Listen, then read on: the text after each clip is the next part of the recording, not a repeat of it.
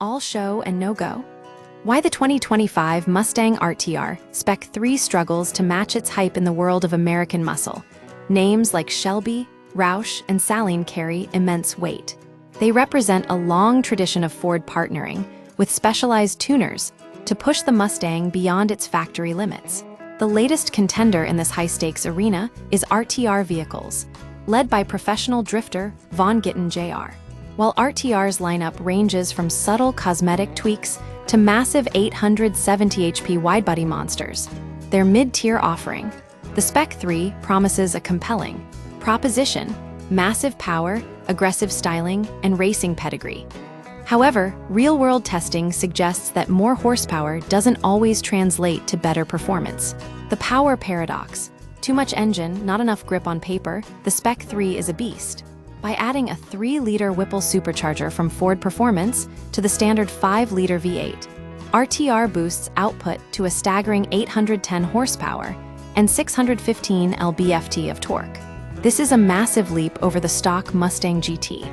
Yet, in practice, this power becomes a liability rather than an asset. Because the Spec 3 was tested with a 6-speed manual transmission and lacks a heavy-duty upgraded clutch, the car struggles to translate that energy into forward motion. The performance gap. Acceleration, 0-60 mph.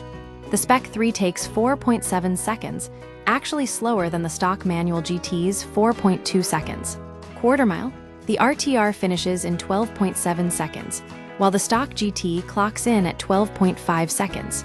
Handling and amp. Braking.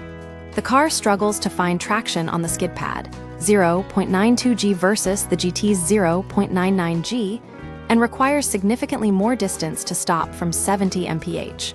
The takeaway? The Spec 3 suffers from a fundamental imbalance. It has the bark of a supercar, but lacks the bite required to actually use its power effectively on a track or a drag strip. Style versus substance. The aesthetic appeal. If performance isn't the primary selling point, what is? The answer lies in the visual presence. RTR has mastered the art of the head turner. The Spec 3 offers a level of personality that a standard GT simply cannot match. With LED-accented grilles, custom aero kits, satin black editions, and bronze-painted 20-inch RTR Tech 5 wheels, the car looks purpose-built for competition. It carries the cool factor associated with Gittin Jr.'s drifting career, complete with signature branding on the dash and floor mats. For a buyer who wants a car that looks like a champion at a car meet or in a driveway, the Spec 3 delivers. The technical compromise. Why the weak link? A glaring question arises. Why didn't RTR upgrade the clutch to handle 800+ horsepower? The reason is a strategic choice regarding warranty protection. RTR maintains Ford's factory warranty by using Ford Performance components and parts designed in partnership with Ford. Because Ford Performance does not currently offer a heavy-duty clutch option for this engine, RTR cannot include one without voiding the very warranty they promise to protect. This leaves the owner with a difficult choice. Buy the RTR. Get a beautiful, cohesive, and warranted vehicle that struggles to put its power down. Build your own. Buy a stock GT and add the same parts yourself, including a beefier clutch and stickier tires for potentially less money, but without the official warranty or the RTR prestige. Value proposition. The cost of entry for the Spec 3 is steep. Adding the package to a 2025 Mustang GT brings the total price to roughly $81,550, though a fully optioned test model reached over $109,000.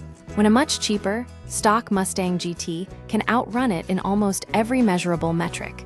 The value proposition becomes difficult to justify for performance enthusiasts. Conclusion. The Mustang RTR Spec 3 is a masterclass in automotive styling that falls short in mechanical execution. While it offers unmatched curb appeal and a premium tuner feel, its inability to manage its massive power makes it a beautiful, but ultimately unbalanced, driving machine.